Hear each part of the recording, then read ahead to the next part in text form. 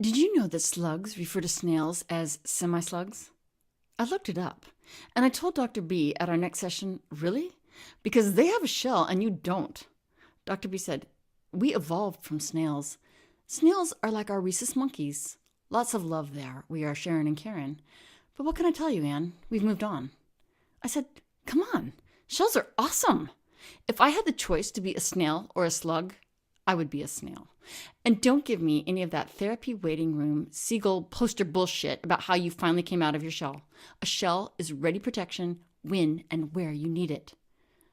Dr. B said, this sounds like fear-based living to me. Shells are heavy and cumbersome. Shells can protect you from predators, sure, but doesn't a shell also keep out love? I said, what? You're crazy. Who wouldn't want a shell? It's beautiful and functional. It's a tiny house. It's the polished aluminum Airstream trailer of the gastropods. You know what I think? I think you're jealous. Snails are one of the most doodled shapes during boring classes and bad phone calls the world over.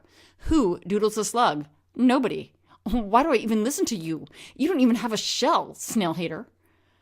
Dr. Nana looked at me, or rather did that thing with his antennae, and said, I sense that you feel really strongly about this. Look, I'm not saying that nothing was lost when we evolved, but a snail shell requires enormous energy to grow and maintain, energy that could be spent on other things.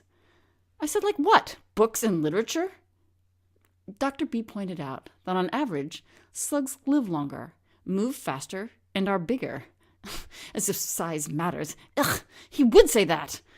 I said, okay, fine, but if slow is where I need to be, maybe I should be talking to a snail instead of some shell-hating, glow-in-the-dark, yellow neon herbivore who's like, yoo-hoo, predators over here. Dude, I mean, I think it's great you're putting yourself out there, but don't you worry about getting eaten by, like, everything? Dr. B asked if I was worried that something was going to eat him during my treatment and disrupt our therapy, and I totally started crying, because I think he was right. I don't want to trust somebody and then have them be eaten by a raccoon or a snake. I mean, where does that leave me? I know it's worse for the person getting eaten, but still, I feel like maybe I would feel safer working with a shelled gastropod. I said, if I'm going to open myself up and trust someone, I need to know that they're going to be there for me. Dr. B handed me some Kleenex, which was kind of awkward because it stuck to his slime and I had to pull it off of him.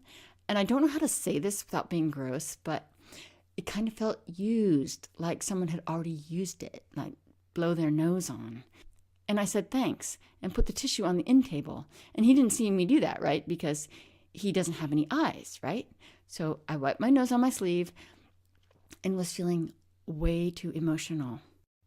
Dr. B asked me to sit with my feelings for a few minutes and just try and feel my feelings and just not close myself off to my feelings. Dr. Nana said, good. Just stay open to your feelings and be with them. My therapist triggers my issues, then offers me hygienic tissues. Dude, they're covered in mucus. What have you got in those hookahs? Bless you, but I don't want your shoes. Bad Anne, you misjudge and abuse. Different phyla secrete different views. Relax, take it slow. You can't truly know a slug till you've stood in his ooze. And it's true, right? We can't judge. I don't know what it's like to be a slug. And I thought, Anne, where's all this hostility towards Dr. B coming from? He's just a slug. Give him a break. And then I realized, whoa, I'm in love with him. I'm in love with Dr. B. Nana. Of course, this must be love because we hurt the ones we love, right? And that makes sense, right? Wait, I'm in a happy, stable marriage with the man I love, and we have a lot of kids. But suddenly, I can no longer deny my feelings for my therapist.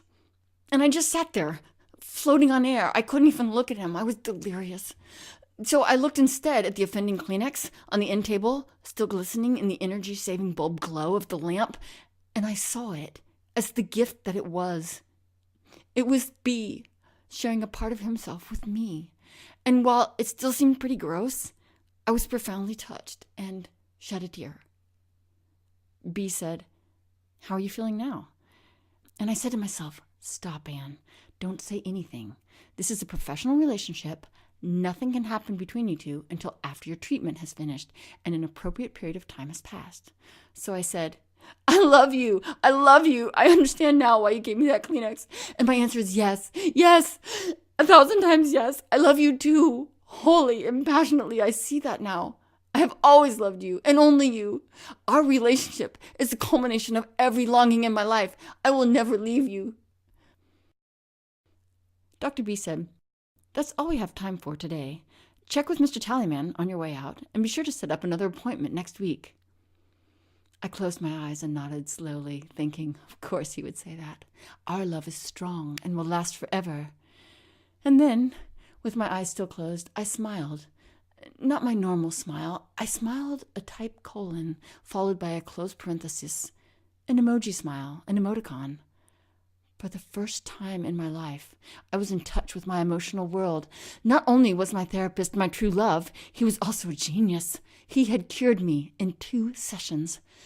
Except that I'm married and love my husband. I said in a whispery voice, "Goodbye for now," and left. I winked at Dr. Tallyman when he booked my next visit.